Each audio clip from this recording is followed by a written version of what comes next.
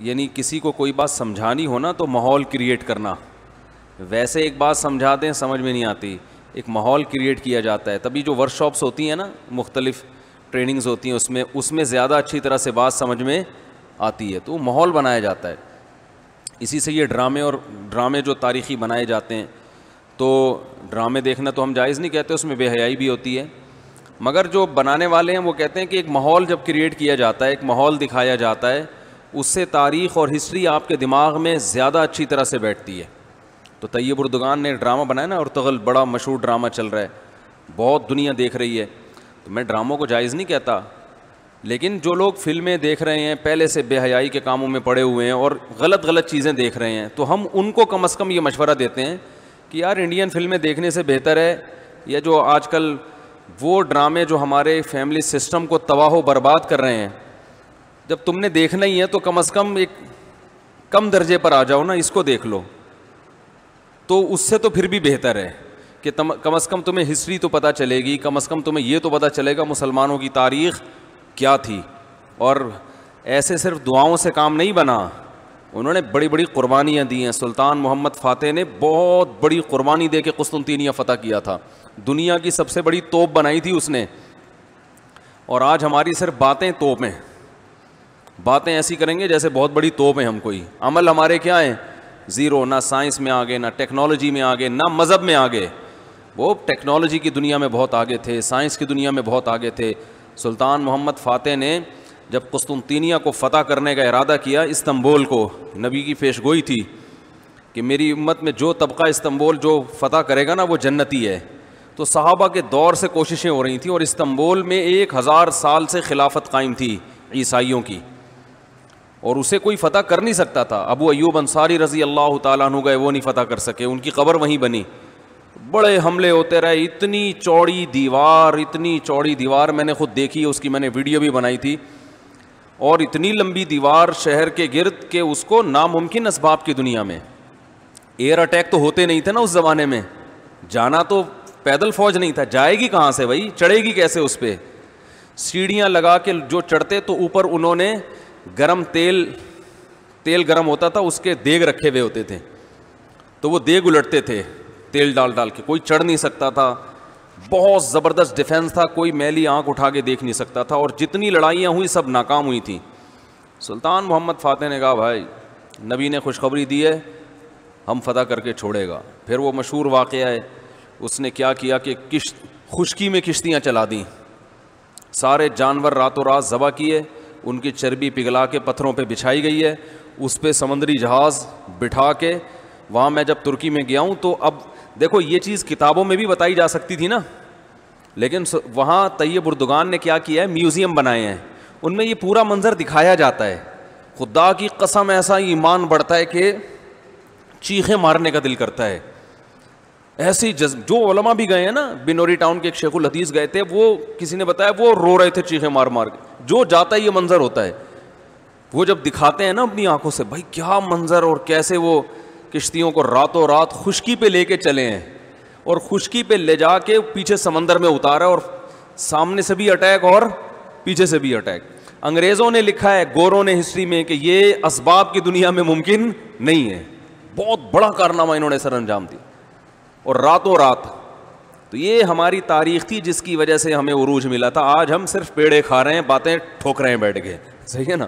بزرگوں پہ طنز, علماء پہ اعتراضات, ایک دوسرے پہ کیچڑ اچھالنا, فرقہ پرستی, ان چیزوں میں ٹائم ضائع ہو رہا ہے, اور کوئی موٹیویٹ کرنے والا نہیں ہے, کوئی تعمیری کام کرنے والے لوگ بہت تھوڑے رہ گئے ہیں, اور ٹیکنالوجی کی طرف تو توجہ ہی نہیں ہے. یونیورسٹی میں جو لڑکا مذہب پہ چلتا ہے, سب کی بات نہیں کر رہا, ایجوکیشن میں سب سے پیچھے وہی ہوتا ہے عام طور پہ, اسی کی شکایتیں آ رہی ہوتی ہیں. یہ چونکہ نمازی ہے لہذا نمبر سب سے کم اس کے آتے ہیں. نمازی کے نمبر تو زیادہ آنے چاہیے بھائی, جو تبلیغ میں وقت لگاتا ہے اس کو تو ایجوکیشن میں زیادہ آگے ہونا چاہیے. یہ تو ہمارے مذہب کا حصہ ہے. صحابہ کرام نے جو ملکوں کے ملک فتح کیے, اور جو ہمارے تاریخ میں فاتحین ملتے ہیں, سب سے پہلا بحری بیڑا حضرت معاویہ نے بنایا ہے. سمندر پہ سب سے بڑی فوج جو اس وقت اتاری ہے وہ کس نے اتاری ہے؟ حضرت معاویہ رضی اللہ تعالی عنہ نے. اور نبی نے پیش گوئیاں سنا دی تھی پہلے کہ سمندر کی لڑائی ہوگی, اس میں جو شہید ہوگا اسے میں جنت کی خوشخبری دیتا ہوں. اور آپ صلی اللہ علیہ وسلم نے سمندر میں شہید ہونے والے کو زیادہ بڑا شہادت کا درجہ عطا فرمایا. میں نے تو سمندری لڑائی کے فضائل پر احادیث جمع کی تھیں, ایک میرا بیان ٹوٹلی اسی پر ہوا تھا کہ سمندری لڑائی کتنی اہم ہے. نبی کو معلوم تھا میری امت سمندروں پہ بھی چلے گی. سمندر پہ چلنا ٹیکنالوجی کے بغیر ممکن ہے کیا؟ پھٹے لگا کے بیٹھ جاؤ گے اس پہ کہ ملاحوں کو بلاؤ گے یار تم مچھلیاں پکڑتے ہو, 2-4 پھٹے یہاں بھی, او بھائی لڑنا ہے اس پہ تو سامنے والا بھی لڑے گا. تو نبی صلی اللہ علیہ وسلم نے فرمایا جو سمندری لڑائی ہے, جو شخص سمندر پہ جہاد کرے گا اس کے جو چکر آئیں گے نا اس پہ بھی اللہ اس کو اجر دے گا.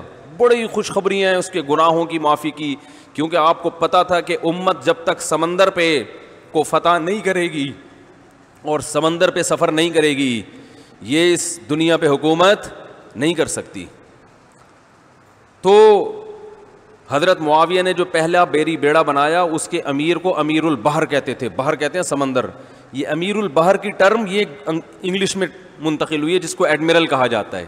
بہت ساری فوجی اصطلاحات اور سائنسی اصطلاحات عربی سے انگلش میں ٹرانسفر ہوئی ہیں, عربی سے انگلش میں گئی ہیں.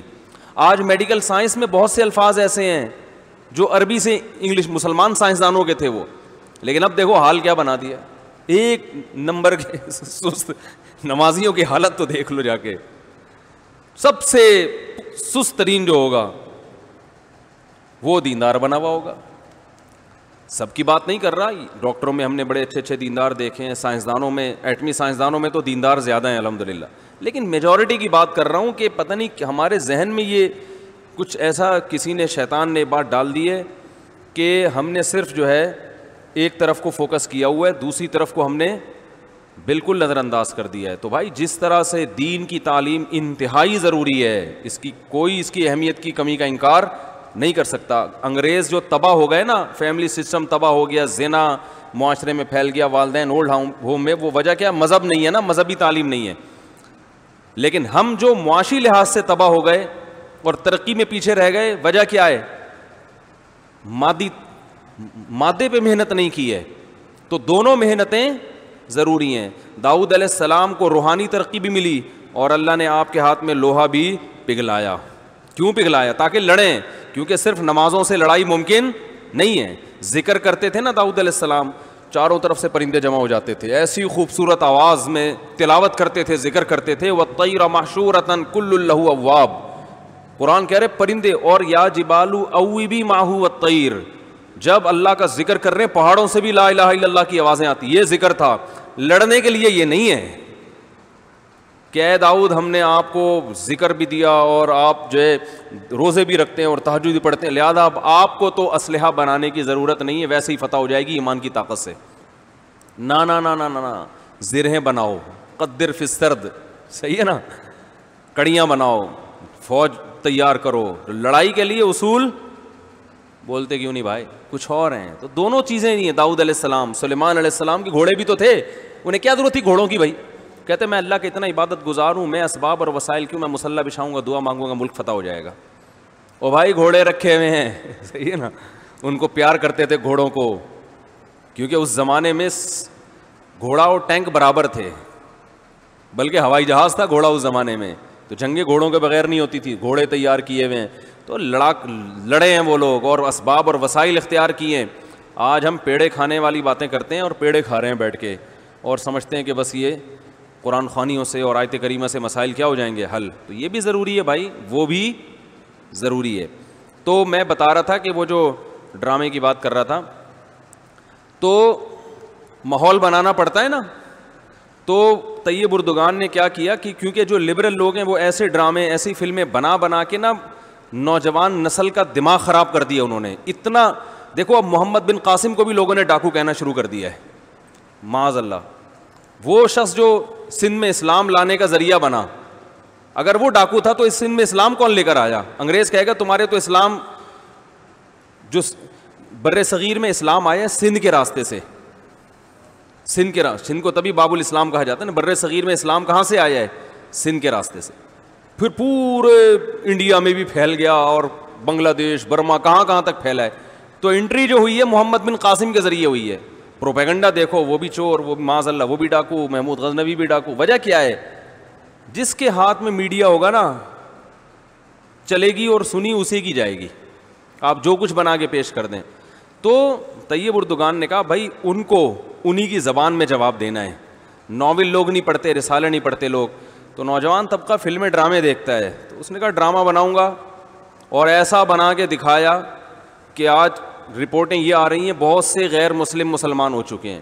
تو میں عام لوگوں کو وہ ڈرامہ دیکھنے کا مشورہ نہیں دیتا, اس میں عورتیں بھی ہیں اور کچھ کہا جاتا ہے, میں نے نہیں دیکھا وہ ڈرامہ, بے حیائی کے مناظر بھی ہیں, لیکن میں ان لوگوں کو جو غلط چیزیں دیکھ رہے ہیں ان سے کہتا ہوں یار کچھ دیکھنا ہی ہے تو پھر ادھر دیکھ لو, جو نہیں دیکھ رہے وہ کچھ بھی نہ دیکھیں, وہ پھر اس کے بعد پھر آگے بھی جائیں گے, وہ یہ دیکھ کے پھر وہ ان کو شوق پیدا ہوگا ذرا فلمیں بھی دیکھیں.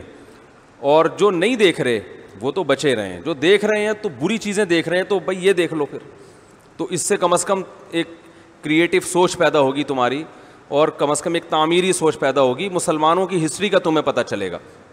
تو اردگان کی سوچ چونکہ یہ تھی اس لیے اس نے وہ کر دیا, اور اس سے بہت لوگ پریشان ہیں اس ڈرامے سے. یعنی اس سے جو اسلام دشمن قوتیں پوری دنیا میں پابندی لگانے کی کوشش میں لگی ہوئی ہیں. ابن تیمیہ رحمہ اللہ کا قول ہے نا, تمہیں باطل کی پہچان نہ ہو نا کہ حق کیا ہے اور باطل کیا ہے, تو دیکھ لو باطل کے تیروں کا رخ کس طرف ہے. سارے باطل جس کے پیچھے پڑے ہوئے ہو نا, سمجھ لو یہ کیا ہے, حق ہے, تو ان کو پتہ ہے اس کا اثر کیا پڑ رہا ہے. تو ماحول جو کریٹ کیا جاتا ہے, ماحول ایک قائم کیا جاتا ہے, اس سے جو لیسن ملتا ہے وہ ویسے زبانی سمجھانے سے نہیں ملتا. تو ابراہیم علیہ السلام سمجھاتے رہے, باز آ جاؤ, قوم باز نہیں آئی. تو ابراہیم علیہ السلام نے ایک ماحول کریٹ کیا, بتوں کو مستنڈا بنا کے کاٹ پیٹ کے. وہ بڑا والا جو بت تھا نا, سب سے بڑا مستنڈا نہیں بنایا, ٹنڈا بنایا. بڑا والا تو پہلے سے مستنڈا تھا, اس مستنڈا پتہ ہے کسے کہتے ہیں؟ ٹھیک ہے, اب یہ کراچی کی لغت ہے, پتہ نہیں باہر والے سمجھتے نہیں سمجھتے. ایک صاحب نے مجھے کہا یہ ہٹو بچوں کسے کہتے ہیں, بار بار پوچھ رہے تھے. اور میں نے کہا بچوں کا معنی بچوں, ہٹو کا معنی ہٹو. تو کہنا تو بچوں ہٹو کہاں, بچے تو ہیں نہیں جو آپ ان کو ہٹا رہے تھے وہاں. میں نے کہا اس کے لیے آپ آؤ کچھ دن W11 میں بیٹھو, کراچی میں رہو کچھ دن, تو ہٹو بچوں انشاءاللہ. پھر کراچی سے جاؤ گے تو بولو گے کراچی ہٹو بچوں ہے. ٹھیک ہے نا, خود بخود بولو گے آپ, یہ لفظ کا مطلب سمجھ میں آ جائے گا آپ کے. تو وہ جو بڑا والا تھا نا, جو سب سے مستنڈا تھا, اس کے گلے میں کلہاڑا لٹکا دیا. لوگ پوچھ رہے ہیں بھائی یہ کس نے کیا؟ بولا اس نے کیا ہے. تو انہوں نے کہا یہ تو بول نہیں سکتا, یہ کیسے بتائے گا؟ تو جب انہوں نے خود کہا کہ یہ تو لقد علمت ما هؤلاء ينطقون, اے ابراہیم تجھے پتہ یہ بول نہیں سکتے, اب موقع مل گیا. ارے افل لکم, تم تباہ ہو جاؤ, برباد ہو جاؤ. جو کمبخت بول نہیں سکتا, اپنی صفائی میں ایک لفظ نہیں بیان کر سکتا, اپنا دفاع نہیں کر سکتا, تم اس کو پوجتے ہو. تو قرآن کہہ رہا ہے اس موقع پر ان کو شرمندگی ہوئی, اس موقع پر جو ہے نا یہ ایک دم ان کو احساس ہوا فرجعوا الی انفسہم قالوا انکم انتم الظالمون, تم تو بڑے ہی ظالم, اپنے آپ کو کہنے لگے.